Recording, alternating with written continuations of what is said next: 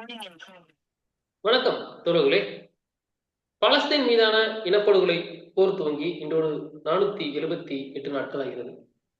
இந்நிலையில் நேற்று, அதாவது சனிக்கிழமை 25ஆம் தேதி இரண்டாவது பேட்சாக மேலும் 4 பேரை பாலஸ்தீன் தரப்பிலிருந்து விடுவித்திருக்கிறார்கள். அதற்கு ஈடாக 200 பேரை இஸ்ரேல் சிறையிலிருந்து பாலஸ்தீன் மீட்டுள்ளது. நேற்று அவர்கள் அங்கே பொதுவெளியில் நிறுத்தி அத்தனை பேரையும் செஞ்சிலுவை சங்கத்திடம் ஒப்படைத்தது மற்றும் அதன் பிறகான காட்சிகள் என்பது மிகப்பெரிய அளவில் பல்வேறு தளங்களில் பேசும் பொருளாக மாறியிருக்கிறது. ஏற்கனவே கூறியிருந்ததை போல இஸ்ரேல் நினைத்த எந்த ஒரு காரியமும் காசா உள்ளே நடைபெறவில்லை என்று தொடர்ந்து கூறப்படுகிறது. அதேபோல் இங்கே அவர்கள் சந்திக்கும் அவமானங்களை எல்லாம் கோபமாக வெஸ்ட் பேங்க் மீதும் லெபனான் மீதும் காட்டுகிறார்கள் என்ற ஓர் பேச்சும் மிக கடுமையாக எழுந்து வருகிறது. இங்கே அடுத்து எதை நோக்கி நகர்ப்புகிறது? இந்த போர் நிறுத்தம் என்பது தொடருமா? மறுபக்கம் ட்ரம்ப் கூறியுள்ளதை போல காசா மக்களை ஜோர்டான் மற்றும் எகிப்து எடுத்துக்கொள்ள வேண்டும் என்ற கூற்றும் எப்படி பார்க்கப்படுகிறது? இவை அனைத்தும் இன்று பேசவிருக்கிறோம். நம்மோடு தோழர் செந்தில் அவர்கள் இணைந்திருக்கிறார். வணக்கம் தோழர். வணக்கம் தோழர். தோழர், நான் இந்த ட்ரம்ப் பேசினதோட இதை வந்து நான் படித்தேன். அவர் என்ன சொல்றாரு, ஜோர்டான் வந்து நான் பில்லியன் அண்ட் பில்லியன்ஸ் டாலர் தர தயாரா இருக்கேன். ஜோர்டான் வந்து அந்த காசால இருக்கிறவங்கலாம் அப்படியே எடுத்துக்கோங்க. நான் அடுத்து வந்து இப்போ இவர்கிட்டையும் பேசுறேன், எகிப்து மன்றத்தையும் நான் பேச போறேன் அப்படின்னு சொல்லிட்டு இருக்கேன். எகிப்து பிரசிடண்ட் கிட்ட நான் பேசுறேன், அவங்கள எல்லாத்தையும் எடுத்துக்கணும் அப்படின்னு. அப்போ இது வந்து கிட்டத்தட்ட நம்ம போன தடவை பேசுனதுக்கு இதுக்கு அப்படியே நேர் ஆப்போசிட்டா இருக்குது. ஏன்னா வந்து ஒரு எத்தனைக்கு கிளீனிசிங் ஒட்டுமொத்தமா இன சுத்திகரிப்புல இறங்குறதுக்கான வேலையில இவங்க வந்து போர்னு இல்லாம வேற ஸ்ட்ராட்டஜியை பயன்படுத்தலாம் அப்படின்ற இடத்துக்கு வந்திருக்காங்களா? இது என்ன மாதிரியான நகர்வு இருக்கு? எப்படி சொல்லுவாங்க? நம்ம போன முறை பேசுனதுல எப்படி நீங்க அதை தொடர்புபடுத்துறீங்கன்னு எனக்கு தெரியல. இல்ல தோழ, நான் சொல்லிடுறேன் எதுல இருந்து. அதாவது வந்து அவரு ட்ரம்ப் பேசியிருந்ததுல ஒரு வார்த்தை சொல்லியிருந்தாரு. ஏன்னா தோழர்களுக்கும் அந்த கேள்வி வந்துடக்கூடாது அப்படின்றதுனால நானே கேட்கிறேன். ட்ரம்ப் சொல்லியிருந்தாரு, இப்போ நீங்க வந்து நான் இந்த டீலை நீங்க அக்ரி பண்ணல அப்படின்னா there will be hell in middle east அப்படின்னு சொல்லியிருந்தாரு. நம்ம அதுக்கப்புறமேல நடந்த அந்த போர் நிறுத்தம் கொண்டு வரப்பட்டது, அக்ரிமெண்ட் கையெழுத்து போட்ட பிறகு வந்து இது வந்து இப்படிதான் அவர் பார்த்திருக்கிறாரு ட்ரம்ப் அப்படின்னு சொன்னீங்க. ஆனா இன்னொரு வார்த்தை சொன்னீங்க, ட்ரம்ப்பை வந்து நம்ம கெஸ் பண்ண முடியாது, இப்படியும் மாத்தி பேசுவாரு அப்படியும் மாத்தி பேசுவாரு அப்படின்னு. நான் அதனாலதான் அதை சொல்றேன். நம்ம அந்த போர் நிறுத்தம் வந்த உடனே நம்ம இதை சொல்லியிருந்தோம். ட்ரம்ப் சொன்னதுக்கும் இது இப்படியே இது நம்ம எல்லாம் எதிர்பார்த்தது திரும்ப மேல காசா மேல தாக்குதல் அதிகமா இருக்கணும் எதிர்பார்த்தோம். ஆனா இது வந்து நெருக்கடி நெத்தனியாவுக்கு தான் போயிருக்கு அப்படின்னு சொல்லியிருந்தோம். ஆனா அது அப்படியே இங்க மாறி இப்ப வேற மாதிரி இருக்கு. அதனாலதான் அந்த கேள்வி கேட்டேன். இல்ல, ட்ரம்ப் வந்து எப்படின்னா, இங்க நம்ம பார்க்க வேண்டிய விஷயம் என்னன்னா, நம்ம எந்த பின்னணியில பேசுறோங்கிறத பார்த்தோம்னாக்க, இந்த போரை பொறுத்தளவுல அமெரிக்காவுடைய லெவரேஜ் என்னங்கிறத பத்தி தான் நம்ம மெயினா பேச வேண்டியிருக்கு. ஏன்னா இதற்கு முன்னாடி கிட்டத்தட்ட 1.5 வருஷம் பக்கம் போர் நடந்திருக்கு.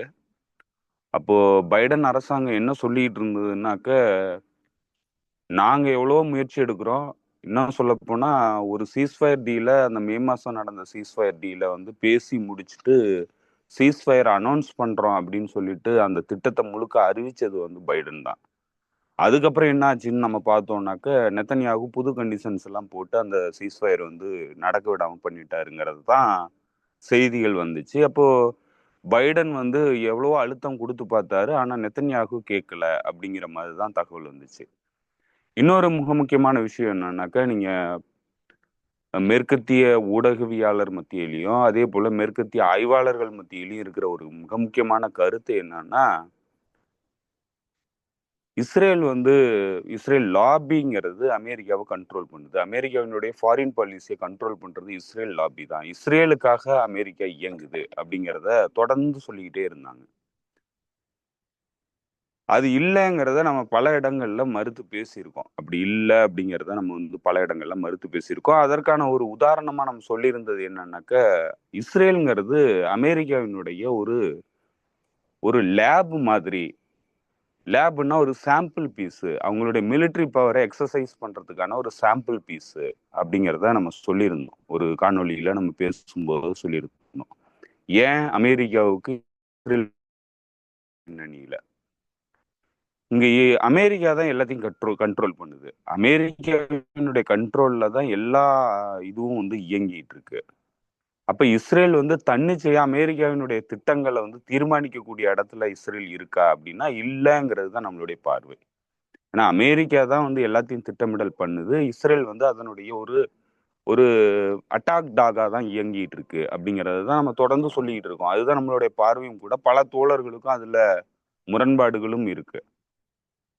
அந்த பின்னணியில நீங்க பார்க்கும்போது அமெரிக்காவினுடைய கட்டுப்பாட்டுல இஸ்ரேல் இருக்கா இல்ல இஸ்ரேலினுடைய கட்டுப்பாட்டுல அமெரிக்கா இருக்கா அப்படிங்கிற இடத்துல இருந்து நீங்க பாத்தீங்கன்னா ட்ரம்ப் கிட்டத்தட்ட 1.5 வருஷம் இந்த இனப்படுகொலைய, அதாவது பைடன் வந்து இந்த 1.5 வருஷம் இந்த இனப்படுகொலை அனுமதிச்சத ட்ரம்ப் ஒரே ஒரு இதுல ஒரு ஆண்வாயை அனுப்பி நீ சொல்றதெல்லாம் நான் கேட்க முடியாது, நான் சொல்றத நீ கேளு அப்படிங்கிற இடத்த வந்து அவர் சொன்ன உடனே நெத்தன்யாகு இந்த டீலுக்கு அக்செப்ட் பண்ண வேண்டியிருந்தது.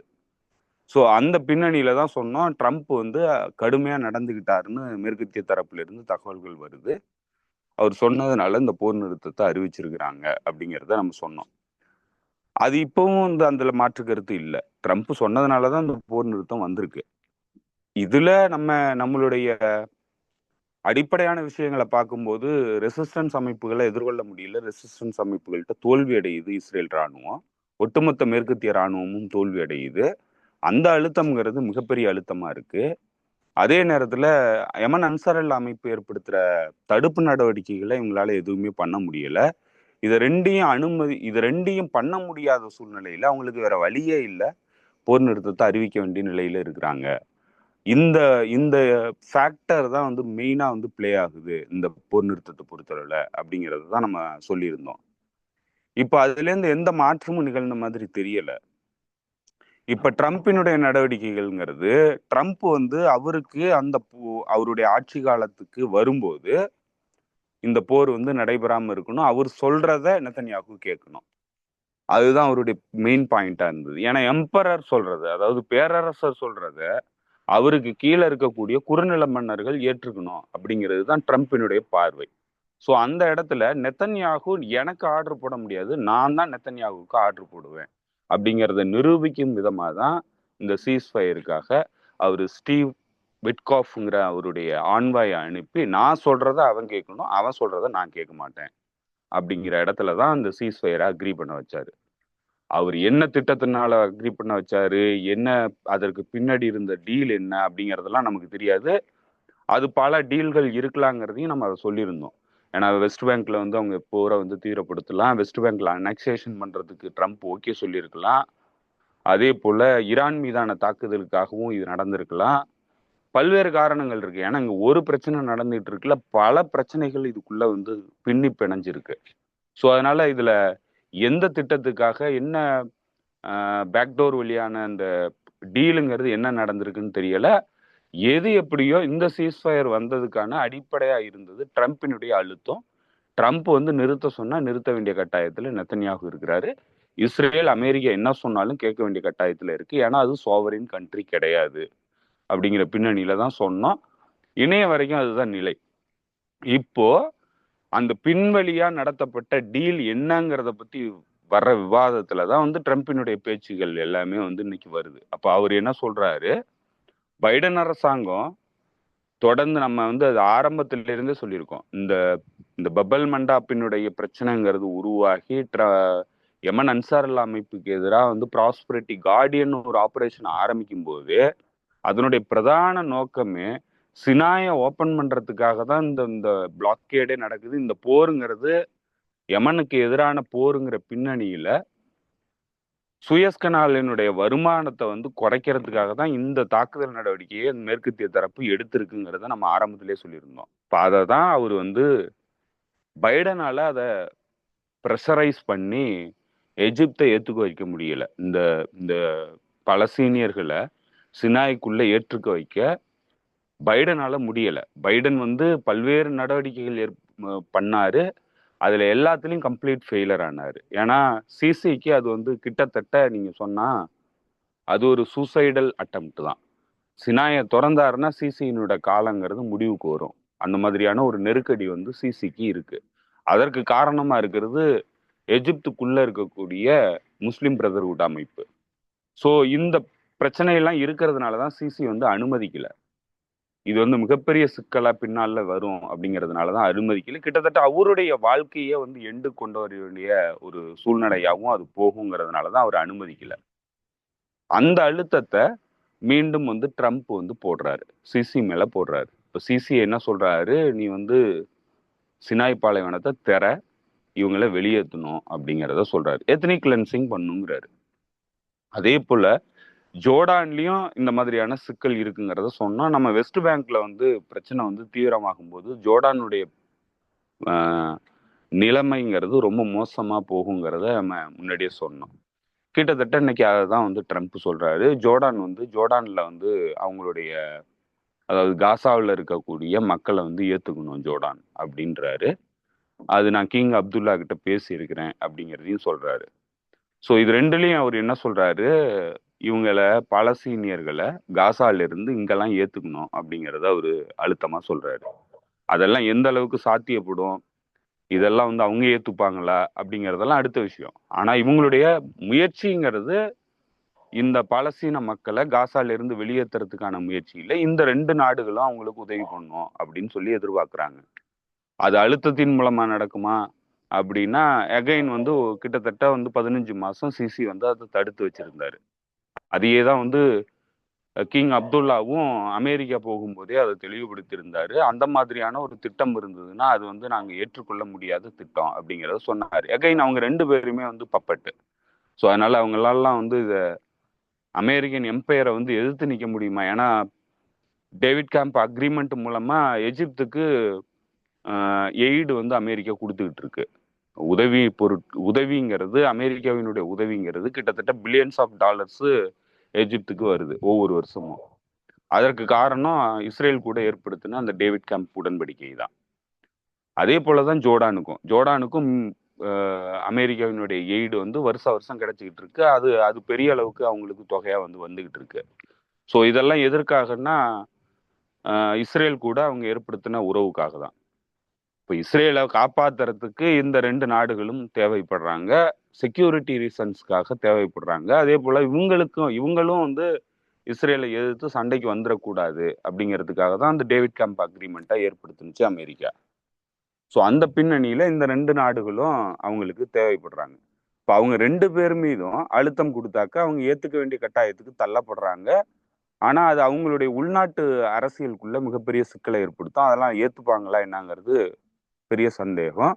அப்படி ஏற்றுக்க முடியலன்னா அவங்களுக்கு ஏற்கனவே சிரியாங்கிற ஒரு மாடல் இருக்கு. சிரியால என்ன நிகழ்ச்சி நிரலை வந்து நடத்துனாங்களோ அதே நிகழ்ச்சி நிரலை இந்த நாடுகள்லையும் நடத்த போறாங்க அப்படிங்கிறது தான் நம்ம ஒரு முறை வந்து பேசும்போது முஸ்லிம் பிரதர்ஹுட் பெண்ணுடைய நடவடிக்கைகள் பத்தி பேசும்போது தெளிவுபடுத்தியிருந்தோம். இப்போ அந்த பின்னணியில இவருடைய அழுத்தம்ங்கிறது நேரடியா இவர் வந்து அழுத்தம் கொடுக்குறாரு எஜிப்துக்கும் ஜோர்டானுக்கும். நீங்க ரெண்டு பேரும் ஏத்துக்குங்க அப்படின்னு சொல்லிட்டு அழுத்தம் கொடுக்குறாரு. அதை ஏற்றுக்கொள்ள மாட்டார்கள் அப்படின்னா அவருடைய அடுத்த கட்ட நடவடிக்கைங்கிறது என்ன மாதிரி இருக்கும்னா அது சிரியன் நடவடிக்கை தான். இப்போ சிரியால என்ன பண்ணாங்க, ஐசிஸினுடைய இல்ல அல்கொய்தாவினுடைய அமைப்புகளை உள்ளுக்கு அனுப்பி அங்க அந்த நாட்டை வந்து ஒண்ணும் இல்லாம ஆக்குனாங்க. இப்போ அதே நடவடிக்கைகளை இங்கேயும் ஆரம்பிக்கிறதுக்கு அவங்க ஆல்ரெடி அவங்களுடைய இன்டெலிஜென்ஸ் அமைப்புகள் வந்து தயாரா இருக்கிறாங்க, அதற்கான பணியில ஈடுபட்டு இருக்காங்க. இது தொடர்பான பல சிசிக்கு எதிரான ஆக்டிவிஸ்டுகளை ஆக்டிவேட் பண்ணியிருக்கிறாங்க. ஏற்கனவே வந்து அந்த அரப் ஸ்பிரிங்னு சொல்லப்படுற 2011 ஏற்பட்ட கிளர்ச்சி நடவடிக்கையில ஈடுபட்ட அமைப்புகள், அதே போல அந்த கிளர்ச்சி நடவடிக்கையில இயங்கின பத்திரிகையாளர்கள், செயற்பாட்டாளர்கள், இவங்க எல்லாரையும் இன்னைக்கு வந்து திரட்ட ஆரம்பிக்கிறாங்க. மீண்டும் அந்த மாதிரியான ஒரு கிளர்ச்சி நடவடிக்கை மூலமா ஆட்சி கவிழ்ப்பு நடவடிக்கையில ஈடுபடுறதுக்கான முயற்சியில ஈடுபட போறாங்க. இப்போ இதுதான் வந்து ட்ரம்பினுடைய ஆட்சி காலத்துல தொடங்க போகுது. ஸோ அதை நோக்கிய ஒரு சகிம்சையா தான் வந்து ட்ரம்ப் என்ன சொல்றாரு, நீங்க வந்து ஏத்துக்குங்க அப்படின்னு சொல்றாரு. அதுலயே இன்னொரு மிக முக்கியமான விஷயம் என்னன்னா, ட்ரம்ப் எத்தனை பேருங்கிறத பத்தி பேசும்போது கிட்டத்தட்ட 1,50,000 15,00,000 மக்களை வந்து ஏத்துக்கணும் அப்படின்னு சொல்றாரு. அப்ப அதுல என்ன அவரு தெளிவுபடுத்துறாருன்னா, இந்த போர் நடவடிக்கையின் மூலமா வெறும் 15,00,000 காசன் மக்கள், அதாவது பாலஸ்தீனியர்கள், காசாவில் வாழக்கூடிய பாலஸ்தீனியர்கள் வெறும் 15,00,000 பேர் தான் மிச்சம் இருக்கிறாங்க அப்படிங்கிறத அவர் சொல்றாரு. ஒட்டுமொத்தமா 23,00,000 மக்கள் வந்து அங்க இருந்தாங்க. இந்த போர் ஆரம்பிக்கிறதுக்கு முன்னாடி 23,00,000 மக்கள் இருந்தாங்க. இப்ப 23,00,000 மக்கள்ல வெறும் 15 மில்லியன் மக்களை, அதாவது 15,00,000 பேரை வந்து நீங்க ஏத்துக்கணும் அப்படின்னு சொல்லி இந்த ரெண்டு நாடுகள்கிட்ட சொல்லுறதுனால, அப்ப அவர் என்ன அட்மிட் பண்றாருன்னா, என்ன ஒத்துக்கிறாருன்னா, மிச்சம் இருக்கிற 800, அதாவது 8,00,000 பேர் எங்க போனாங்க அப்படிங்கிறது இன்னைக்கு கேள்விக்குறியா இருக்கு. அப்போ அததான் பிரிட்டன்ல இருந்து வரக்கூடிய லான்செட் பத்திரிகையினுடைய தகவல்ங்கிறது கிட்டத்தட்ட 1,80,000 பேர் வந்து இறந்துருக்கிறாங்க இந்த போர்ல அப்படிங்கிறத அவங்க சொன்னாங்க. 1,86,000 பேர் இறந்திருப்பாங்க அப்படிங்கிறத ஒரு அப்ராக்சிமேட் கணக்கா வந்து சொன்னாங்க. இப்ப இவர் சொல்றதன் பிரகாரம் இன்னும் வந்து பலரும் வந்து சொல்ற தகவல் என்னன்னாக்க, கிட்டத்தட்ட 2,00,000க்கும் மேற்பட்டவர்கள் இந்த போர்ல வந்து இறந்துட்டாங்க அப்படின்னு சொல்றாங்க. இன்னும் வந்து அதன முழுமையான கணக்கெடுப்பு நடவடிக்கைகள்ல ஈடுபட முடியாத நிலையில இருக்கு. ஸோ அப்படிலாம் பார்க்கும்போது இப்ப இவர் ஒரு விஷயத்த வந்து எக்ஸ்பிளிசிட்டா ஒத்துக்கிறாரு. என்னன்னா, கிட்டத்தட்ட ஒரு 5,00,000 பேர்ல இருந்து 8,00,000 பேர் வந்து இந்த போர்ல இறந்திருக்கிறாங்க அப்படிங்கிறத அவரு எக்ஸ்பிளிசிட்டா ஒத்துக்கிறாரு. இப்ப இது வந்து எந்த அளவுக்கு கொடூரமான ஒரு நடவடிக்கையா நடந்து முடிஞ்சிருக்கு அப்படிங்கிறத வெளிப்படுத்தும் விதமா அவருடைய இந்த தகவல் வந்து அமைஞ்சிருக்கு. ஸோ இவ்வளவும் பண்ணிட்டு கடைசி எத்தனிக்கலி கிளென்ஸ் பண்ணிடணும், காசாவை வந்து வெளியேற்றிடணும், காசால இருக்கிறவர்களை வெளியேற்றிடணும், அவங்களால வேற பகுதிகளில் குடியமர்த்துறதுக்கான நடவடிக்கைகளில் ஈடுபடணும். அவங்க சொல்ற ஒரு பிளான் என்னன்னா, இதை தான் வந்து பத்திரிகையாளர் செய்மோர் ஹெர்ஸ் வந்து ஆரம்பத்திலேயே வந்து இந்த லீக் பண்ணியிருந்தாரு. அதாவது இஸ்ரேல்ல இயங்கக்கூடிய ஒரு திங்க் டேங்க் நிறுவனம் அவங்க வந்து கொடுத்த ஒரு பேப்பர்ல அவங்க வந்து திட்டமிடல் வச்சிருந்ததாகவும், அது வந்து சினாய் பாலைவன பகுதிக்கு காசால இருக்கிற மக்களை வெளியேற்றுறதுக்கான நடவடிக்கையா இந்த போரை வந்து ஆரம்பிச்சு நடத்தணும் அப்படிங்கிறத அவங்க ஆல்ரெடி திட்டமிடலா வச்சிருந்ததாகவும், அதற்கு இந்த அக்டோபர் 7ங்கிற சம்பவம் வந்து உதவி பண்ணும்போது அதை வந்து நடைமுறைப்படுத்துறதுக்கான வாய்ப்பு இருக்கு அப்படிங்கிறத செய்மோர் ஹெர்ஸ் வந்து அந்த தகவல்களை வெளியிட்டு இருந்தாரு. இப்போ அது திட்டத்துல இப்ப எந்த பகுதியில இவங்க குடியமர்த்தி மீள் கட்டுமானங்கள்லாம் பண்ணணும்னு சொல்லி இவங்க பிளான் பண்ணிக்கிட்டு இருக்கிறாங்கன்னா, இவங்க வந்து சினாய் பாலைவன பகுதிகளில் அனுப்பி பாலஸ்தீனியர்களை குடியமர்த்தணும் அப்படிங்கிறதுல திட்டமிடலா வச்சு செயல்பட்டுக்கிட்டு இருக்கிறாங்க. ஸோ இதெல்லாம் வந்து மேற்கத்திய தரப்பினுடைய திட்டங்கள். இதுதான் செயல்பாட்டுக்கு வருமா அப்படின்னா, அகைன் நீங்க வந்து இது எல்லாத்தையும் செயல்படுத்தணும்னா நீங்க வந்து ரெசிஸ்டன்ஸை ஃபேஸ் பண்ணி ஆகணும். ரெசிஸ்டன்ஸை கிட்டத்தட்ட 15 மாசம் வந்து உங்களுடைய ஒட்டுமொத்த மிலிட்டரி மைட்டையும் பயன்படுத்தி குண்டுகளை வீசி ஒட்டுமொத்தமா அந்த பாலஸ்தீன் ஸ்ட்ரிப்பியை வந்து அழிச்சு காலி பண்ணதுக்கு அப்புறமும் உங்களால ரெசிஸ்டன்ஸை எதுவுமே பண்ண முடியல. அதுதான் நேற்று நாளைக்கு 4 பெண் வீரர்கள், அதாவது ஐடிஎஃபினுடைய பெண் வீரர்கள் கைது செய்யப்பட்டவர்களை வந்து ஒப்படைக்கும் போது ஹமாஸ் அமைப்பு தெளிவுபடுத்தியிருந்தது. ஹமாஸ் அமைப்பினுடைய வீரர்கள் புது யூனிஃபார்மோட வந்து இந்த 4 இஸ்ரேலி மிலிட்ரி பெண்களையும் வந்து ரிலீஸ் பண்ணியிருக்கிறாங்க. அவங்க எல்லாம் குட் ஹெல்த்ல வந்து ரிலீஸ் பண்ணியிருக்கிறாங்க. எல்லாரும் ஆரோக்கியமா இருக்கிறாங்க. இவ்வளோ பாதிப்புகளை ஏற்படுத்தி இன்னும் சொல்ல போனா, அந்த முதற்கட்டமா 3 கைதிகள் விடுவிக்கப்பட்டவர்கள் எங்கிருந்து கொண்டு வரப்பட்டிருக்காங்கன்னா, ஜபாலியா கேம்ப் பகுதிகளில் இருந்து தான் கொண்டு வரப்பட்டிருக்காங்க. ஜபாலியா கேம்ப் உங்களுக்கு தெரியும், கிட்டத்தட்ட 3 மாதத்துக்கு இஸ்ரேலினுடைய இராணுவ கட்டுப்பாட்டுல இருந்த பகுதி. முழுக்க முழுக்க வந்து அந்த பகுதியை ஒட்டுமொத்தமா அழிச்சிட்டாங்க. ஜபாலியாங்கிறதுல ஒரு வீடு கூட வந்து முழுமையா இல்லை. எல்லாத்தையும் வந்து அடிச்சு தரைமட்டமா ஆக்கிட்டாங்க. அந்த பகுதிகளில் இருந்து அந்த 3 கேப்டிவ்ஸையும் கொண்டு வந்திருக்கிறாங்க. ஸோ அதுல இருந்து ரெசிஸ்டன்ஸ் அமைப்பு மேற்குலக நாடுகளினுடைய முகத்துல வந்து காரி துப்பி இருக்கிறாங்க. உங்களுடைய மிலிட்ரி மைட்டுங்கிறது எங்க மத்தியில, எங்களுடைய எதிர்ப்புக்கு மத்தியில எதுவுமே கிடையாது அப்படிங்கிறத அவங்க வெளிப்படையா முகத்துல அரைஞ்ச மாதிரி மேற்கத்திய தரப்புக்கு சொல்லியிருக்கிறாங்க. ஸோ இவ்வளவு சின்னாபின்னப்படுத்திய பிறகும் உங்களால காசாக்குள்ள இருக்கக்கூடிய ரெசிஸ்டன்ஸை ஒண்ணுமே பண்ண முடியலன்னா நீங்க உங்களுடைய திட்டமிடல் 1000 திட்டமிடல்கள் நீங்க வச்சுக்கலாம், ஏகப்பட்ட பிளான் நீங்க பண்ணிக்கலாம், என்ன மாதிரியான பிளானை வேணாலும் நீங்க பண்ணிக்கலாம். உங்களுடைய எல்லா மைட்டையும் பயன்படுத்தி உங்களால வந்து 15 மாசம் போர் நடத்தி ஒட்டுமொத்த காசா ஸ்ட்ரிப்பையும் அழிச்சு மக்களை முழுக்க பட்டினி போட்டு ஒரு மிகப்பெரிய இனப்படுகொலை நடத்தினதுக்கு அப்புறமும் உங்களால அங்க இருக்கிற ரெசிஸ்டன்ஸ் அமைப்புகளை எதுவும் பண்ண முடியலன்னா எப்படி வந்து அவங்களை எதிர்த்து உங்களுடைய திட்டத்தை நீங்க செயல்பாட்டு கொண்டு வருவீங்க? அது மட்டும் இல்ல, இந்த பகுதியில் இருக்கக்கூடிய ரெசிஸ்டன்ஸ் அமைப்புகள், அன்சரல் அமைப்பாகட்டும், ஹெஸ்புல்லாவாகட்டும், ஈராக்கி ரெசிஸ்டன்ஸ் ஆகட்டும், ஈரான்ங்கிற நாடாகட்டும், இவங்களெல்லாம் எதிர்த்து எப்படி வந்து நீங்க உங்களுடைய திட்டத்தை செயல்படுத்துவீங்க அப்படிங்கிற இந்த கேள்வி இருக்கு. ஸோ ப்ராக்டிக்கலா அதெல்லாம் பாசிபிளா அப்படின்னா அகைன் அதுக்கு மிகப்பெரிய விலை கொடுக்க வேண்டியிருக்கும் மேற்கத்திய தரப்பு. ஸோ அவ்வளோ விலை கொடுத்தா தான் அவங்களுடைய செயல்பாடுகளையும் வந்து நடத்த முடியும். அதே நேரத்துல இப்ப இவங்க வந்து எதிர்ப்பணிகளுடைய எதிர்ப்பை மட்டும் இங்க சமாளிச்சு இந்த பிரச்சனைகளை சால்வ் பண்ண முடியாது. அகைன் நான் சொன்ன மாதிரி எஜிப்தினுடைய உள்நாட்டு பிரச்சனைங்கிறது மிகப்பெரிய சிக்கல்ல இருக்கு. இப்போ சிசிஏ வந்து இதை ஏத்துக்கக்கூடிய நிலையில இல்லை. ஏன்னா சிசியினுடைய முடிவா இருக்கும், அது சிசியினுடைய ஒட்டுமொத்த வாழ்க்கையின் முடிவா தான் வந்து இருக்கும். அப்படி ஒரு வேலை வந்து அவர் ஏத்துக்கிட்டாருன்னா ஸோ அதற்கு அவரு அனுமதிக்க போறது இல்லை. அவ்வளவு சீக்கிரம் நீங்க எவ்வளவுதான் உதவி பண்ணீங்கனாலும் அதற்கு அவரு அனுமதிக்க போறது இல்லை. அப்படின்னா அவங்க தரப்புல இருந்து வர்ற எதிர்ப்பு, இன்னும் சொல்ல போனா எஜிப்தியன் ஆர்மி வந்து கடுமையா எதிர்க்குது. எஜிப்தின் சிசி தான் வந்து அமெரிக்காவினுடைய அழுத்தத்தினால வந்து எதுவும் பண்ண முடியாத நிலையில இருக்கிறாரு, ராணுவ நடவடிக்கை எடுக்க முடியாத நிலையில இருக்கிறாரு.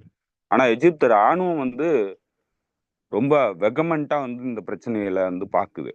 அவங்க தயார் நிலையில இருக்கிறாங்க, போருக்கு தயார் நிலையில இருக்கிறாங்க. ஏன்னா இஸ்ரேல் தரப்புல இருந்து மிரட்டல் விடப்பட்டுச்சு. அதற்காக அவங்களுடைய ராணுவத்தை வந்து தயார் நிலையில வச்சிருக்கிறதா தான் வந்து தகவல்கள் வந்துகிட்டு இருந்தது. ஸோ இவ்வளவு பிரச்சனைகள் இருக்கு. இப்போ அவங்களையும் நீங்க எதிர்கொண்டாகணும்.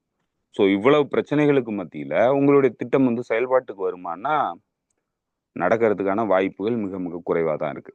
ஸோ இது எல்லாத்தையும் வச்சுதான் வந்து இவர் வந்து இவருடைய திட்டமிடலை பண்ணியிருக்கிறாரு. இப்போ இதுதான் வந்து பேக்டோர் வழியான பேச்சுவார்த்தையில நெத்தன்யாகு கூட ஒப்பந்தத்துக்கு வந்திருக்கிறாங்க. அந்த ஒப்பந்தத்தின் அடிப்படையில தான் இந்த போர் நிறுத்த உடன்பாடும் ஏற்பட்டிருக்கு. ஏன்னா இது வந்து அமெரிக்காவினுடைய தேர்தல்ல அவருடைய பதவியேற்பு நிகழ்வை எந்த வகையிலையும் டிஸ்டர்ப் பண்ணக்கூடாது. அவருடைய திட்டங்கள், குறிப்பா வந்து அவர் உள்நாட்டு மக்களுக்கு சொல்லக்கூடிய செய்திகள் வந்து முழுமையா போய் சேரணும் அப்படிங்கிறதுக்காகத்தான் வந்து இந்த சீஸ்ஃபயர் அக்ரிமெண்ட்டை அந்த டயத்துல வந்து ஏற்படுத்தினது. பைடனால முடியல, ட்ரம்ப் வந்தா எல்லாத்தையும் மாத்திருவாரு அப்படிங்கிற அவங்க வைக்கிற நேரட்டிவ்க்கு சப்போர்ட் பண்ற மாதிரியான ஒரு நிகழ்வா தான் இந்த சீஸ்ஃபயர் அக்ரிமெண்ட் சைன் செய்யப்பட்டுச்சு அன்னைக்கு. அதெல்லாம் ஒரு பக்கம் இருந்ததுனாலும் இவங்க மேற்கத்திய தரப்புங்கிறது அவங்க அப்படி பண்ணலாம்னு சொல்லி எல்லா திட்டமிடலும் பண்ணலாம். அது எல்லாத்தையும் பண்ணதுக்கு அப்புறம் அவங்க எதிர்ப்பணியினுடைய திட்டமிடலை எதிர்கொண்டாகணும். எதிர்ப்பணி அதற்கு எப்படி செயல்படுவாங்கங்கிறத அவங்க அதெல்லாத்தையும் கடந்து தானே அவங்களுடைய திட்டமிடல் வந்து செயல்பாட்டுக்கு வரும். ஸோ அவங்களுடைய திட்டமிடல் பிரகாரம் தான் வந்து எல்லாமே நடக்கும்னா யுக்ரைன்ல போய் சிக்கியிருக்க மாட்டாங்க. இப்போ இங்க அக்டோபர் 7 இவ்வளவு பெரிய மிகப்பெரிய தோல்வியை சந்திச்சிருக்க மாட்டாங்க. அவங்களுடைய ஸ்ட்ராட்டஜிக் தோல்வியா தான் வந்து இன்னைக்கு எல்லாமே போயிட்டு இருக்கு. இஸ்ரேலால எதிர்கொள்ள முடியல. அமெரிக்காவில் இந்த பகுதியில் தொடர்ந்து தன்னுடைய ஆதிக்கத்தை செலுத்துறது மிகப்பெரிய கேள்விக்கு வந்திருக்கு. ஸோ இவ்வளவு சிக்கல்கள் இருக்கு. இது எல்லாத்தையும் தாண்டி ட்ரம்பினுடைய நிலைப்பாடுங்கிறது, ட்ரம்ப் வழக்கமான ஒரு நபர் அப்படிங்கிறத தெளிவுபடுத்தி இருக்கிறாரு. அதே போல அமெரிக்காவினுடைய ஃபாரின் பாலிசியை யாராலையும் மாற்ற முடியாது. அப்படியே மாத்தினாலும் அதுவே வந்து அமெரிக்கன் நியோகான்ஸினுடைய ஃபாரின் பாலிசியா தான் இருக்கும் அப்படிங்கிறது தான் இதுல தெளிவாகுது. ஸோ ட்ரம்ப் இதுல எந்த வகையிலையும் விதிவிலக்கு கிடையாது. அதனாலதான் ட்ரம்ப் வந்து நம்ம எப்பவுமே வந்து முழுமையா அவருடைய நிலைப்பாட்டை வந்து நம்ம புரிஞ்சுக்க முடியாதது புரிஞ்சுக்க முடியாம இருக்கு. அவர் வந்து எல்லா பக்கமும் பேசக்கூடியவர். அவர் பேசுறதெல்லாம் செயல்பாட்டுக்கு வருமாங்கிறது அவருடைய நடவடிக்கைகள் மூலமா தான் நம்ம பார்க்க வேண்டியிருக்கு. அவருடைய நடவடிக்கைகள் இன்னைக்கு தெளிவாகிட்டு இருக்கு. அவரும் வந்து இதே மாதிரியான நடவடிக்கைகள் மூலமா தான் வந்து உலகத்தை கட்டுப்படுத்தணுங்கிற செயல்பாட்டை வந்து கொண்டு வராரு. அதற்கு உலகம் வந்து முகம் கொடுத்து தான் ஆகணும், எதிர்ப்பணிகளும் முகம் கொடுத்து தான் ஆகணும். அந்த இடத்துல தான் பாலஸ்தீனியர்களினுடைய இந்த சீஸ்ஃபயருங்கிறதும் இன்னைக்கு நின்றுகிட்டு இருக்கு தோழர். ஓகே ஓகே தோழர். நான் ஆக்சுவலா இந்த புரிதல் வேணும் அப்படின்றதுக்காக தான் நான் கேள்வி எழுப்புனேன். ஏன்னா வந்து நம்ம அப்போ பேசுனது ஒண்ணு, இப்போ பேசுனது ஒண்ணுன்னு தோழர்கள் நினைச்சக்கூடாது. அதனால தான் நானே அந்த கேள்வியை ஆரம்பிச்சிட்டேன். இதுல அடுத்து வந்து எனக்கு நடுவுல ஒரு கேள்வி இருக்கு. அதுக்கு பிஃபோர் நம்ம தகவல் சொல்லிட்டு அப்படி போலாம் நினைக்கிறேன். லெபனான் சீஸ்ஃபயர் வந்து இன்னைய தேதி, இன்னைக்கு 26ஆம் தேதி நம்ம பேசிட்டு இருக்கிறப்ப இப்போ வந்து நேரம் 8:30 மணி பணத்துல இன்னைக்கு காலையில வந்து இது முடிஞ்சிருக்கணும். அதாவது வந்து சீஸ்ஃபயருக்கான இது இன்னைக்கு காலையில முடிஞ்சிருக்கணும். அதன் பிறகு சீஸ்ஃபயரை நாங்கள் எக்ஸ்டெண்ட் பண்றோம் ஒரு பக்கம் சொன்னாங்க. ஆனா இந்த சீஸ்ஃபயர் முடியும் போது இஸ்ரேல் வந்து வெளியேறி இருக்கும், ஒட்டுமொத்த இஸ்ரேல் ராணுவம் வெளியேறி இருக்கும் அப்படிதான் சொல்லியிருந்தாங்க. ஆனா அது நடக்கல. மிக கடுமையான தாக்குதல் நடத்திருக்காங்க. மக்கள் அங்க இருக்கிற ரிப்போர்ட்டர்ஸ் மேலாம் தாக்குதல் நடந்திருக்குது. மக்கள் பெருமளவுல அங்க அஹ், தாக்குதலை சந்திச்சுட்டு இருக்கிறாங்க லெபனான்ல அப்படின்றாங்க. அதை பத்தி நம்ம அப்புறம் பேசுவோம், இதுலயே பேசுவோம். அதுல இதுல நடுவில் வந்து நான் ஒன்னே ஒன்று சொல்லிட்டு நினைக்கிறேன். நேற்று இந்த சீஸ்ஃபயர் அக்ரிமெண்ட் படி அந்த 4 பேரை அவங்க ஹேண்ட் ஓவர் பண்ணும்போது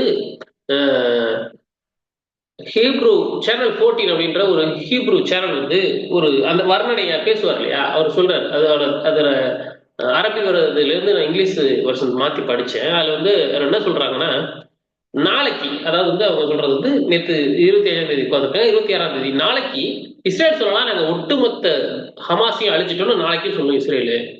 சொல்றது என்ன, இஸ்ரேல்ல இருக்க டீச்சர் சொல்லுது நாளைக்கு சொல்லுவோம். ஆனா நம்ம எவ்வளவு பெரிய தோல்வி சந்திச்சிருக்கோம்னு நம்ம கண்ணு முன்னாடி வந்து ஹமாஸ் காட்டிக்கிட்டு இருக்கு. இது வந்து மிகப்பெரிய அவமானம் இஸ்ரேலுக்கு. நம்ம வந்து இத்தனை பேர் நிக்கிறாங்க ஹமாஸ் தரப்புல அந்த இதுல. ஆனா நம்ம வந்து என்ன சொல்லிட்டு இருக்கோம், ஹமாஸ் அழிச்சிட்டோம் அழிச்சிட்டோம்னு சும்மா வாய் வலிக்க வலிக்க சொல்லிக்கிட்டே இருக்கோம். ஆனா இது உண்மை இல்லை. நம்ம வந்து மிகப்பெரிய தோல்வி சந்திச்சிட்டோம். இது வந்து மிகப்பெரிய இழுக்கு நமக்கு. இது வந்து மிகப்பெரிய பொய் தான் சொல்லி வச்சிருக்காரு நம்ம நெத்தன்யாகு அப்படின்னு. இது மாதிரியான இது வந்து ஆற்றாமை பேச்சுக்கள் வந்து திறந்தனம் கேட்டுக்கிட்டு தான் இருக்கும், தொடக்கத்துல இருந்து கேட்டுக்கிட்டு தான் இருக்கும். ஆனா இதெல்லாம் எந்த அளவுக்கு அங்க உண்மையிலே எஃபெக்டா மாறும், இல்ல சும்மா 10-11 இது அப்படி கடந்துட்டு இருக்கும். அதாவது ஐ மீன் வந்து நெத்தனியாவுக்கு இது உண்மையிலே வந்து இதா மாறுமா, நெருக்கடியா மாறுமா, இல்ல இதை அப்படியே கடந்து போயிடும்? இல்ல, இஸ்ரேலை பொறுத்தளவுல நெத்தன்யாவுக்கு எதிர்ப்பு வந்ததுனாலும் அதை வந்து கேபிட்டலைஸ் பண்ணக்கூடிய லீடர் வந்து கிடையாது. இஸ்ரேலை பொறுத்தளவுல எந்த லீடரும் பாப்புலரான லீடர் கிடையாது. ஸோ அதுதான் நெத்தன்யாகுவினுடைய லக்குன்னு சொல்லலாம்.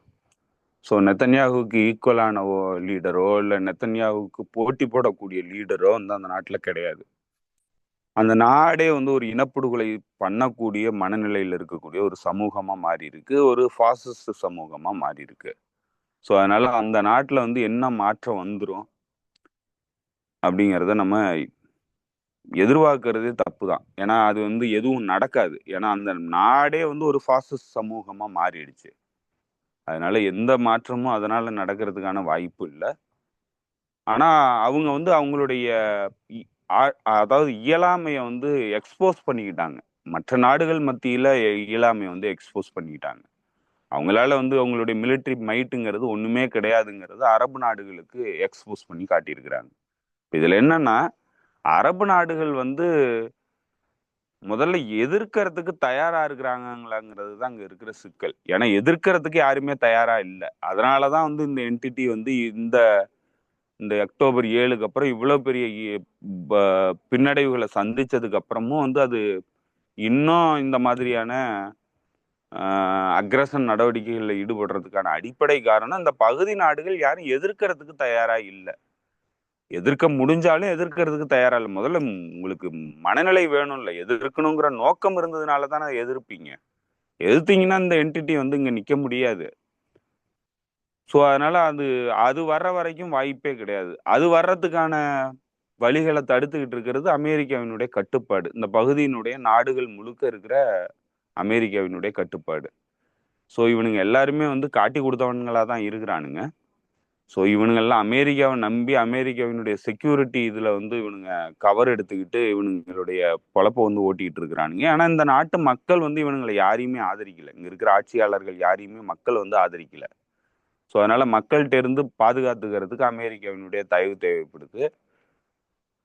மக்கள்கிட்ட இருந்து ஆதரவு பெற்றவர்கள் இங்க யாருமே இல்லை. ஸோ அதனால மக்கள் கிளர்ச்சியை தடுக்கணும், மக்கள்ல வந்து ரெப்ரஸ் பண்ணி தன்னுடைய ஆட்சியை நிலைநிறுத்திக்கணும்னா அமெரிக்காவினுடைய அவசியம் இருக்கு. அமெரிக்காவை எதிர்த்தானுங்கன்னா இந்த மக்கள் எதிர்ப்பு மனநிலையை பயன்படுத்திட்டு ஏற்கனவே நடந்த அந்த அரப் ஸ்பிரிங் மாதிரியான நிலைப்பாட்டை அமெரிக்கா ஈஸியாக அந்த பகுதியில் ஏற்படுத்த முடியும். ஸோ அதற்கு பயப்படுறானுங்க. ஸோ அதனால இவனுங்க எவனும் வந்து செயல்படுறதுக்கு தயாரா இல்லை, அதற்கான நோக்கமும் இல்லை, அதற்கான காரணமும் இந்த ஆட்சியாளர்கள்ட்ட இல்லை. அதுதான் இங்க இருக்கிற சிக்கலை தவிர இஸ்ரேலுக்குள்ள இருக்கக்கூடிய இந்த போர் நடவடிக்கையினால இஸ்ரேல்ல எந்த மாற்றமும் ஏற்படுமானா எந்த மாற்றமும் ஏற்படுறதுக்கான வாய்ப்பு இல்லை. இதெல்லாம் வந்து இந்த இந்த போர் முடிஞ்சதுக்கு அப்புறம் பின்னால தான் வந்து அந்த மாற்றம்ங்கிறது ஏற்படும்.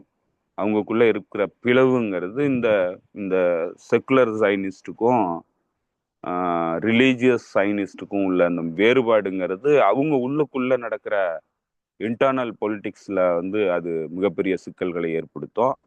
அதற்கு இந்த தோல்வி வந்து ஒரு வடிகால அமையும். இந்த தோல்விங்கிறது ஒரு மிக முக்கியமான காரணமா அமையும் அந்த டிவைடுக்கு, அந்த பிரச்சனைக்கு. ஆனா அட் த மொமெண்ட் பாலஸ்தீனியர்களை எதிர்க்கிறத பொறுத்தல அங்க இருக்கிற செக்குலர் ஜூ, ரிலீஜியஸ் ஜூ ரெண்டு பேருமே ஒரே பேஜ்ல தான் இருக்கிறானுங்க. ரெண்டு பேருமே இனப்படுகொலை பண்ணுங்கிறது தான் நோக்கமா வச்சிருக்கிறானுங்க.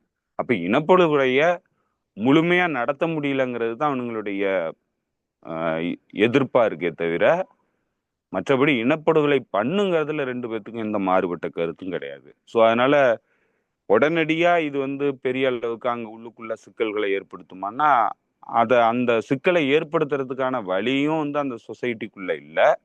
அதே நேரத்துல அதை ஏற்படுத்தக்கூடிய கட்டமைப்பு ரீதியான அரசியல் கட்சிகளோ தலைவர்களோ அங்க கிடையாது. ஸோ அதனால அது ரெண்டுமே ஏற்படுறதுக்கான வாய்ப்பு இல்லை. இதெல்லாம் எப்போ வந்து பாதிப்பை ஏற்படுத்தும், எப்போ வந்து அந்த சொசைட்டிக்குள்ள பிளவு உருவாக்கும்னா இந்த போரெல்லாம் முடிஞ்சதுக்கு அப்புறம் அந்த ஒரு நாடே வந்து இம்ப்ளோட் ஆகும். அந்த நாட்டுக்குள்ள இருக்கிற ரெண்டு பிரிவுகள் இடையில வந்து மிகப்பெரிய சண்டை மூலம் அதுதான் வந்து நடக்கும். அதற்கு முன்னாடி இந்த போர் நடக்கும்போது அது மாறுறதுக்கான வாய்ப்புங்கிறது குறைவா தான் இருக்கு.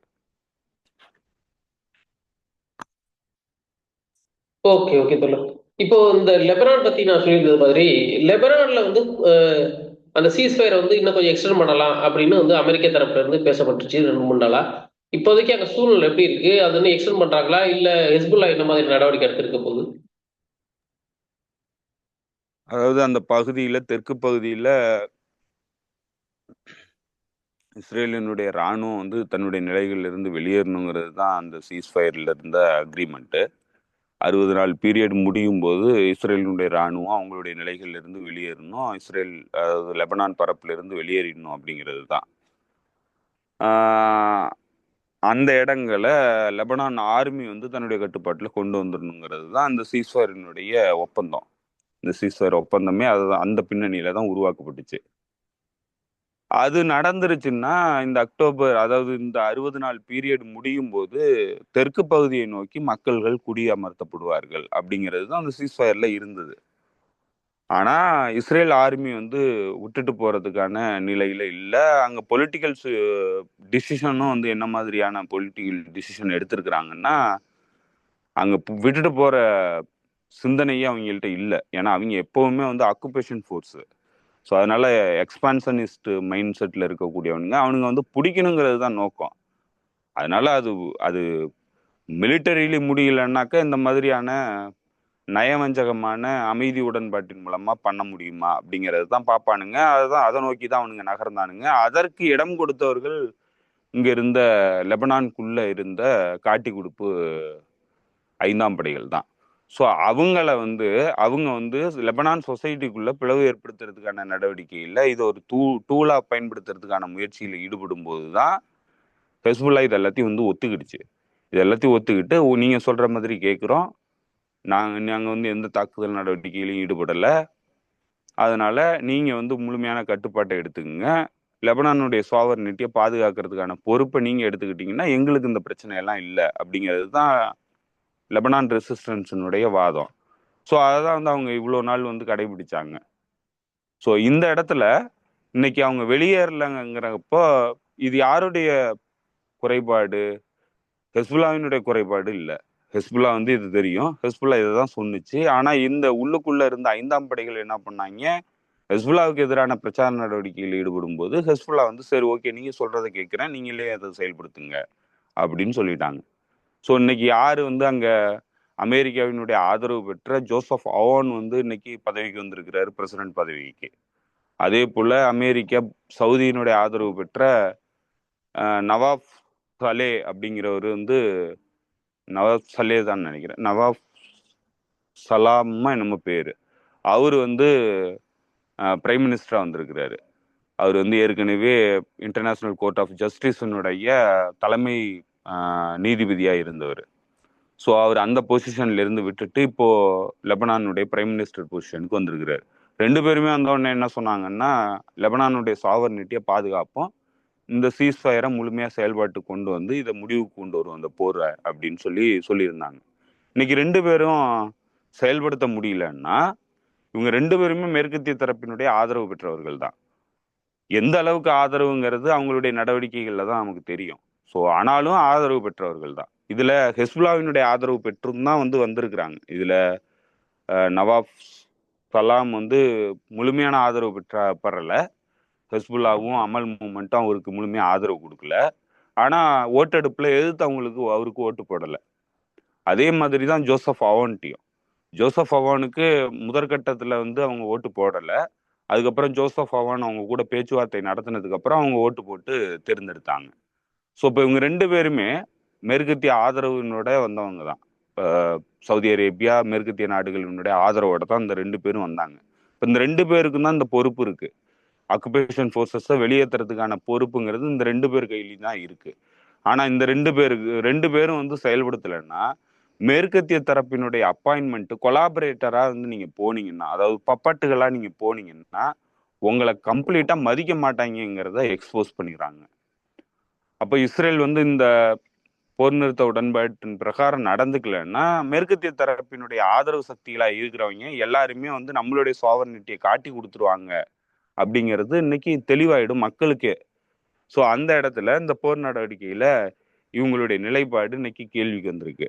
ஸோ இவங்களால தொடர்ந்து இவங்களுடைய லெஜிட்டிமசியை காப்பாற்றிக்க முடியுமா, இவங்களால தொடர்ந்து இயங்க முடியுமான்னு அது மிகப்பெரிய கேள்வி ஆயிடும் இந்த ஆக்குபேஷன் ஃபோர்ஸ் வெளியேறலன்னா.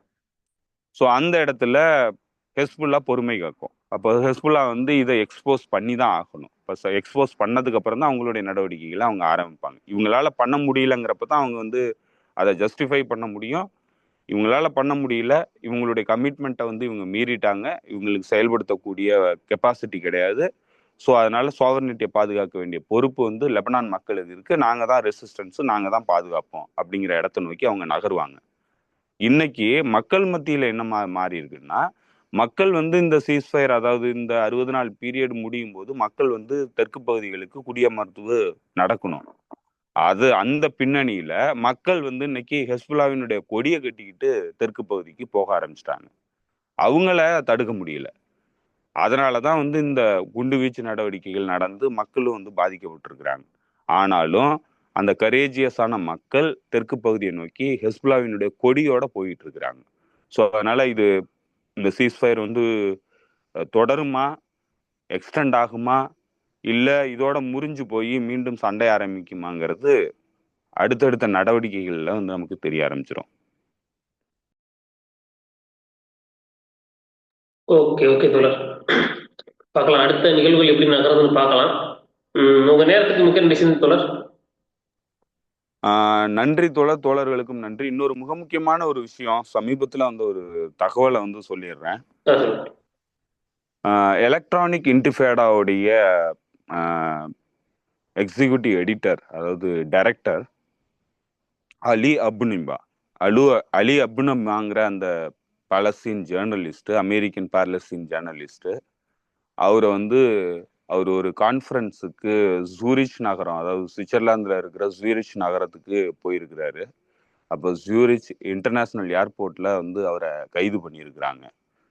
ஸோ பத்திரிகையாளர்கள் மீது மேற்கத்திய நாடுகளும், குறிப்பா பத்திரிகை சுதந்திரம், ஜனநாயகம், மனித உரிமை இதெல்லாம் உயர்த்தி பிடிக்கிறோம் அப்படின்னு சொல்லிட்டு இருக்கிற மேற்கத்திய நாடுகளும் ஐரோப்பிய ஒன்றிய நாடுகளும் எவ்வளவு பெரிய இரட்டை நாக்கு உள்ளவர்கள், ஹிப்போக்ரைட்ஸ் அப்படிங்கிறத தெளிவுபடுத்தும் ஒரு சம்பவமா தான் இந்த அலி அப்னுனிமாவினுடைய அரெஸ்ட் நடந்திருக்கு. இப்போ அவரை அரெஸ்ட் பண்ணியிருக்கிறாங்க ஜூரிச் இன்டர்நேஷனல் ஏர்போர்ட்ல.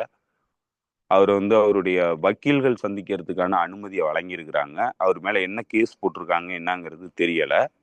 அவர் ஒரு வெல் ரெப்யூட்டட் பத்திரிகையாளர். அவர் வந்து எந்த வகையிலையும் யாருக்கும் தொடர்பு இல்லாதவர். இவங்க சொல்ற மாதிரியே எந்தவித சமூக விரோத நடவடிக்கையிலையும் தொடர்பு இல்லாத ஒரு மனிதர், நேர்மையா இயங்கக்கூடிய ஒரு பத்திரிகையாளர். அவரை வந்து கைது பண்ணியிருக்கிறாங்க. இந்த பத்திரிகையாளர்கள் மீதான ஒடுக்குமுறை, செயற்பாட்டாளர்கள் மீதான ஒடுக்குமுறைங்கிறது மேற்கத்திய நாடுகள்ல, குறிப்பா ஐரோப்பிய ஒன்றிய நாடுகள்ல ரொம்ப தீவிரம் அடைஞ்சிருக்கு, கூர்மை அடைஞ்சிருக்கு. இப்போ இதுல சுவிட்சர்லாந்து ஐரோப்பிய ஒன்றியத்துல கிடையாது. சுவிட்சர்லாந்துக்கு ஒரு சிறப்பு இருக்கு. அது என்னன்னா, அமெரிக்காவினுடைய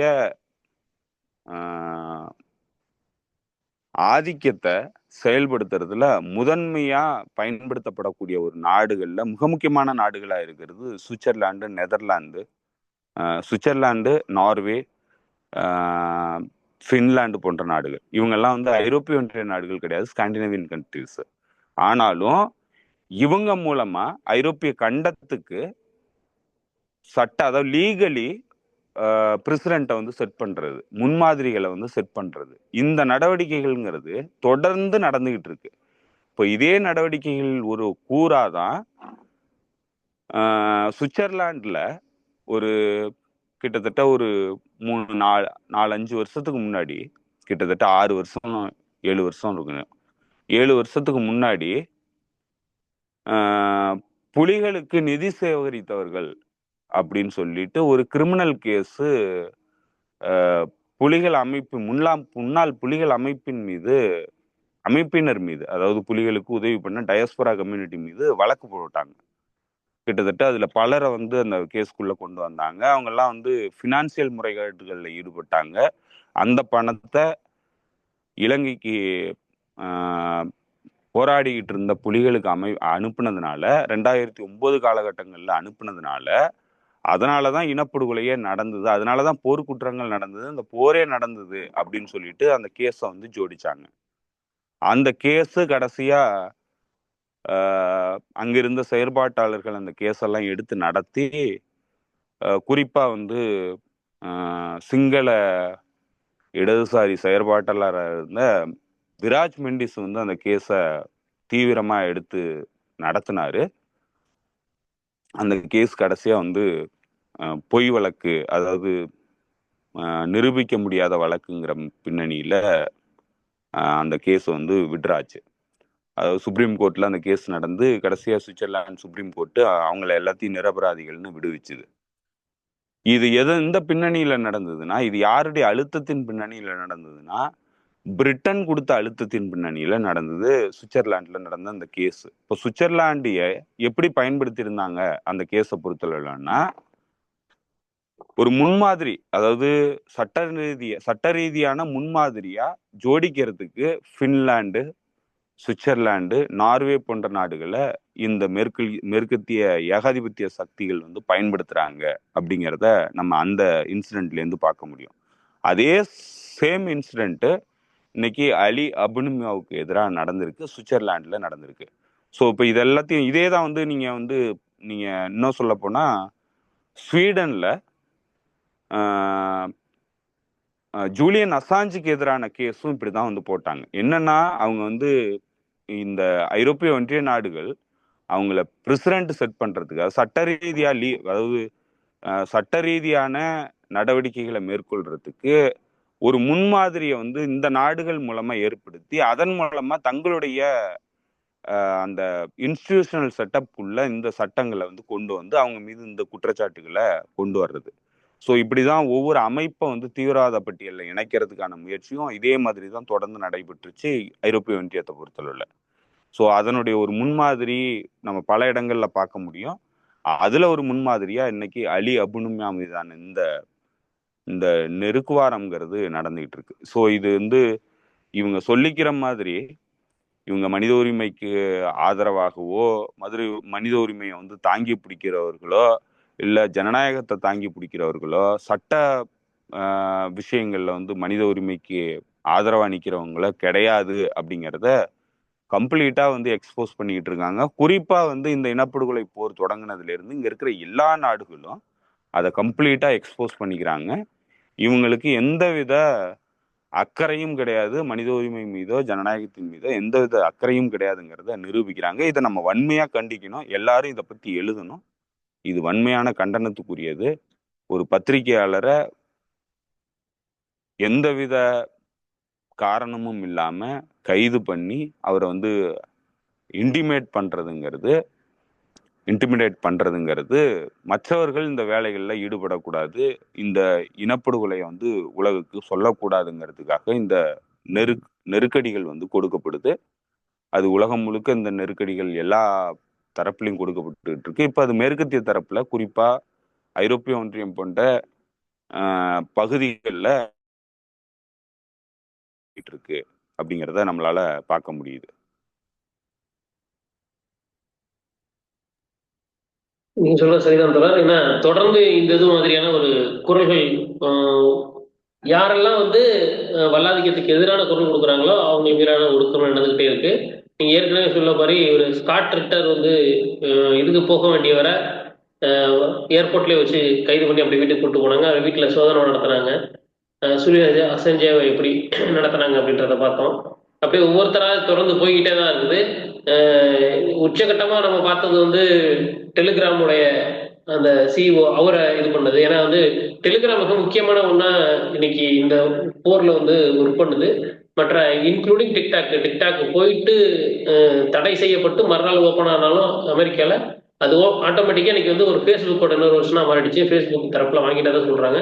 ஒட்டுமொத்தமாக போச்சு. என்னால் எந்த ஒரு இதுவும் போட முடியல. நான் இது வரைக்கும் என்னெல்லாம் வந்து இதில் ட்விட்டரில் போட்டோன்னா அதை ஸ்க்ரீன்ஷாட் கூட அங்கே போட்டுக்கிட்டு இருப்பேன். டிக்டாக்ல எனக்கு பிரச்சனையே வந்ததில்லை. இப்போ எல்லா தொட்டது எல்லாத்தையும் வயலேஷன் அடிச்சு டெலிட் பண்ணிக்கிட்டே இருக்கிறாங்க. ஒட்டுமொத்தமாக நீங்கள் சொல்கிற மாதிரி எல்லா இடத்துலையும் ஒரு கருத்து சுதந்திரத்துக்கான நெருக்கடி வந்து அதிகமாகிட்டே இருக்குது. அது மட்டும் இல்ல தெரியுது. நீங்கள் சொன்ன மாதிரி இந்த பொதுமக்களுக்காக உலக மக்களுக்காக பேசக்கூடியவங்களோட நெருக்கிறத நம்ம கண்டிப்பாக எதிர்த்து பேசணும், எதிர்த்து எழுதணும். அதை எல்லாரும் செய்வோம். உங்க நேரத்துக்கு சில கூடுதல் தகவல்கள், பலர் வந்து இந்த நெருக்கடிகள்ல சிக்கி இருக்கிறாங்க. பலருக்கு நெருக்கடிகள் கொடுக்கப்பட்டு இருக்கு. அதுல இதற்கு முன்னாடி வந்து எலக்ட்ரானிக் இன்டிஃபேடாவினுடைய இன்னொரு பத்திரிகையாளர், அவர் பேர் வந்து அலிசா வின்ஸ்லின்னு நம்ம பேர், அவர் பேரு. அவருக்கு வந்து இந்த மாதிரியான நெருக்கடி கொடுக்கப்பட்டு அவருடைய வீட்டில் வந்து ஆன்டி டெரரிசம் ஸ்குவாடு,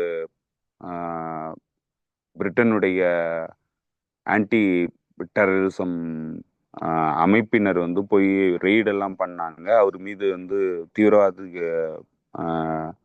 எதிர்ப்பு நடவடிக்கை அணி வந்து நடவடிக்கை எடுத்துக்கிட்டு இருந்தாங்க.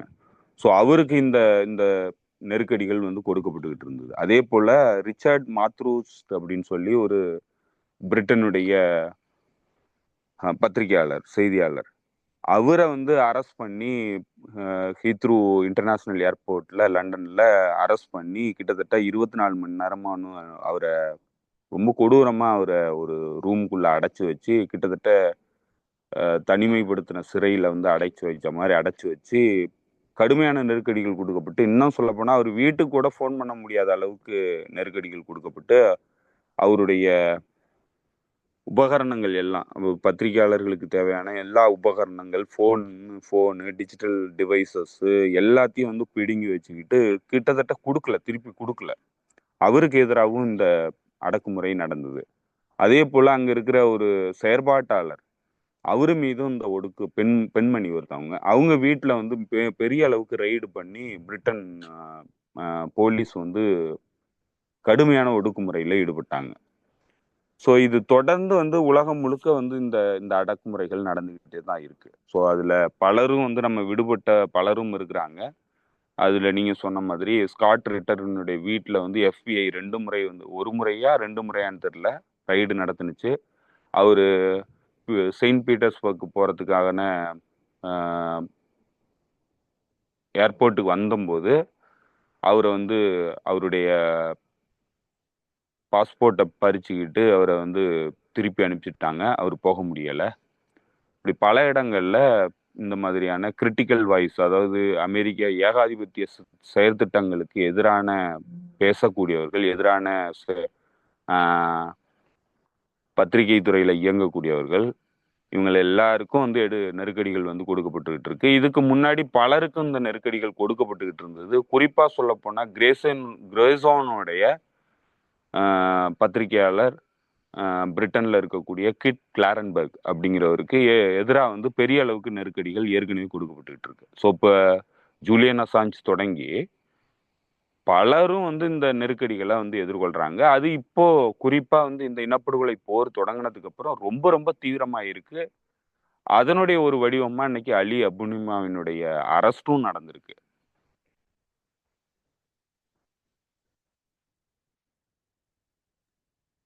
புரியுது.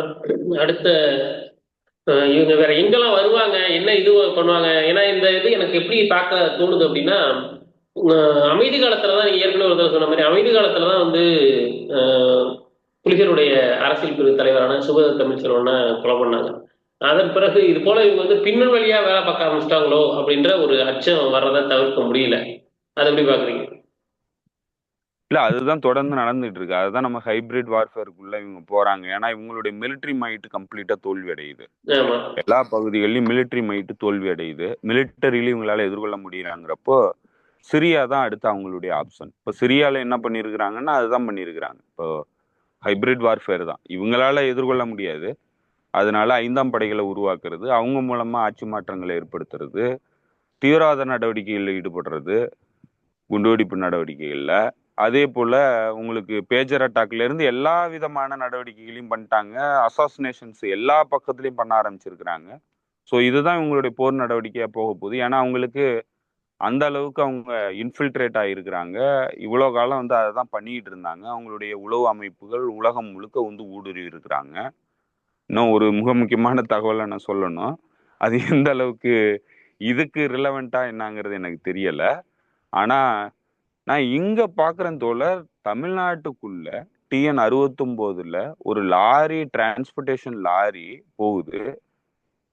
அது ஹீப்ரு மொழியில எழுதின லாரி போகுது. யாரோ ஒரு ஹீப்ரு மொழி பேசக்கூடிய ஒருத்தர் வந்து அந்த டிரான்ஸ்போர்டேஷன் தமிழ்நாட்டுக்குள்ள நடத்திட்டு இருக்கிறாரு. ஸோ இது யாரு என்னங்கிறது நமக்கு தெரியல. ஸோ மொசாதுங்கிறது உலகம் முழுக்க வந்து ஊடுருவி இருக்கு. ஸோ அதுல இங்கேயும் வந்து யூதர்கள் இருக்கிறாங்களா, இல்லை சாதாரணமான பிஸ்னஸ் பண்ண வந்த யூதர்களா? பொதுவா வந்து பிஸ்னஸ் பண்ற போற இஸ்ரேல்ல இருந்து போறக்கூடிய சைனிஸ்டுகள் உங்களுக்கு தெரியும். ஏற்கனவே அதாவது இதுல அலெக்சாண்ட்ரியால, எஜிப்துல அலெக்சாண்ட்ரியால ஒரு பிஸ்னஸ்மேன் தான்.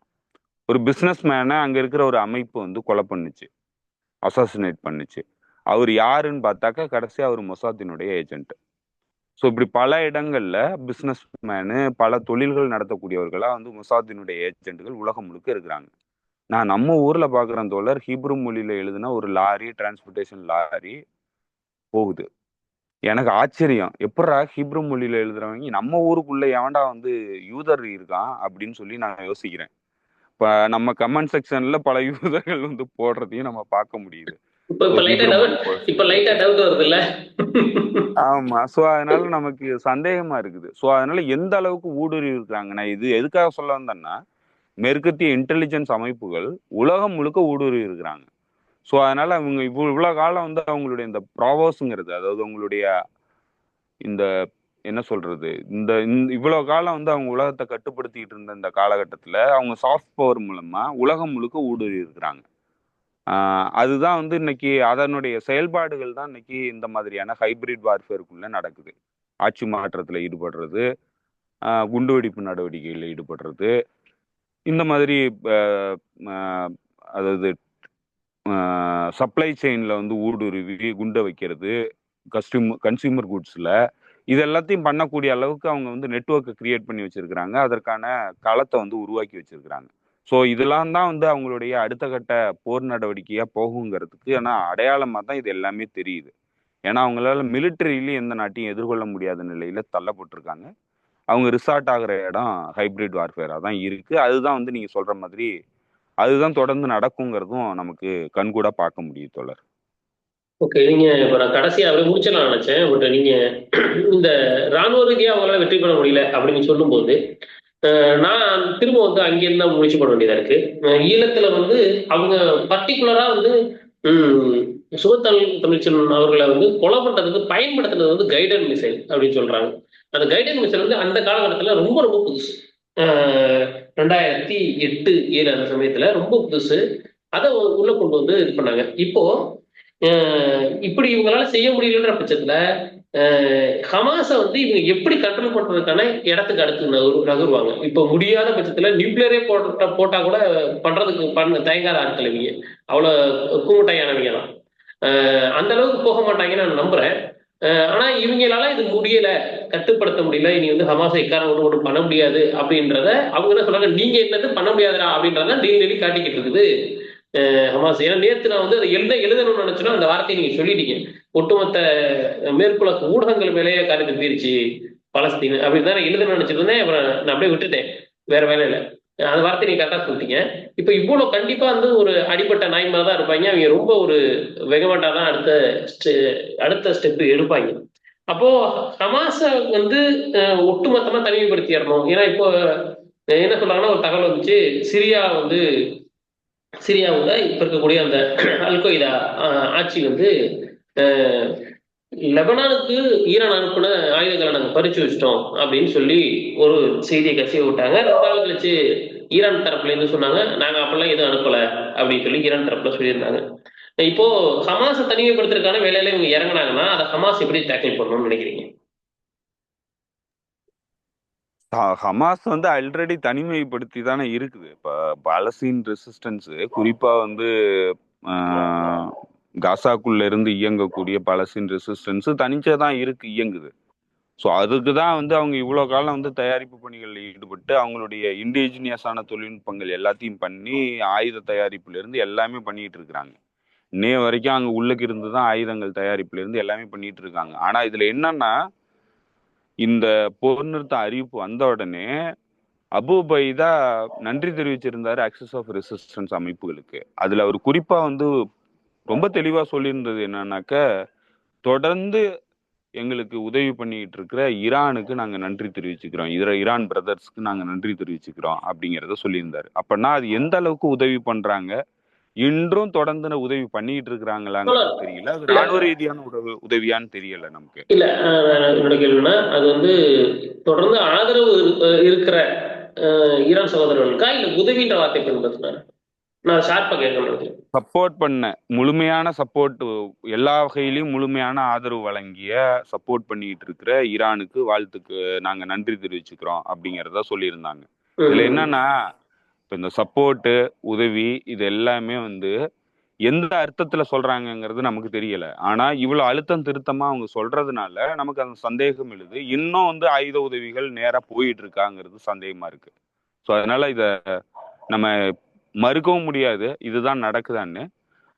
எல்லாத்தையும் கடந்தும் வந்து உதவிகள் வந்து பண்ணிட்டு தான் இருக்கிறாங்க. ஏன்னா இவ்வளவு காலம் வந்து பிசீஜ் பண்ணியிருந்த யமனுக்குள்ள எப்படி இவங்க வந்து ஆயுதங்களை கொண்டு போறாங்கங்கிறது இதுவரையும் யாராலையும் கண்டுபிடிக்க முடியல.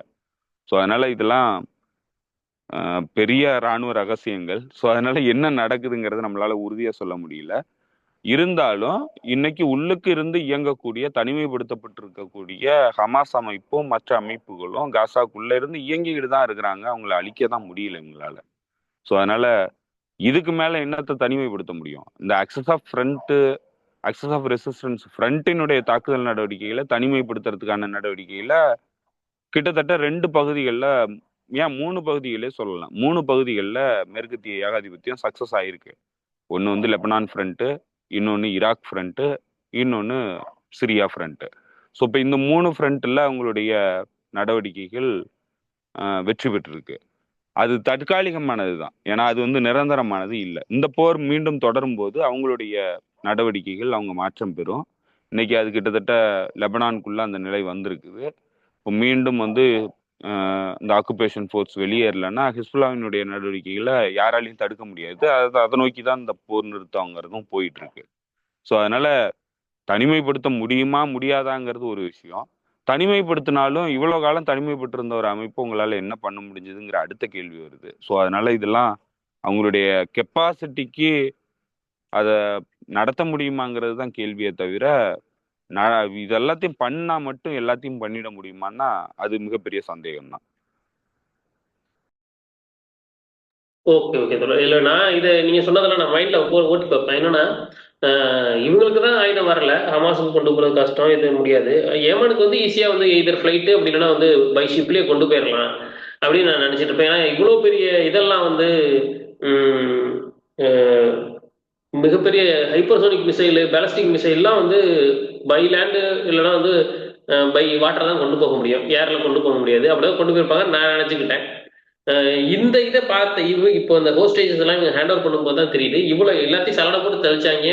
அப்பவே கண்டுபிடிக்க முடியலன்னா அப்போ இவங்க சொல்ற மாதிரி 50 மீட்டர் ஆழத்துல இருக்கும்போது இவங்களை எல்லாம் 50 மீட்டர் ஆழத்துல வச்ச மாதிரி 50 மீட்டர் ஆழத்திலேயே ஒரு ஓட்டையை போட்டு அந்த பக்கம் கொண்டு கொண்டு போய் ஈரான கூட கனெக்ட் பண்ணியிருந்தாங்க கூட சொல்ல முடியாது. அது கூட இருக்கிறது கூட நிறைய வாய்ப்புகள் இருக்குது. பார்க்கலாம் வெவ்வேறு இது எப்படி நகரம்ட்டு. ஏன்னா நிறைய கேள்விகள் நீங்க சொல்ல சொல்ல அடுத்தடுத்த கேள்வி எனக்கு கத்துக்கிட்டே இருக்கு. நம்ம அதுல இருந்தா பேசணும். வேற ஏதாவது இருக்கா சொல்றதுக்கு? இல்ல தோழர், வேற ஒன்றும் இல்லை. நீண்ட நேரம் பேசியாச்சு, போதும். ஓகே ஓகே தோழர். நம்ம உங்க நேரத்துக்கு ரொம்ப நன்றி. மீண்டும் சந்திக்கும் தோழர்களே. உங்களுக்கு நன்றி தோழர்.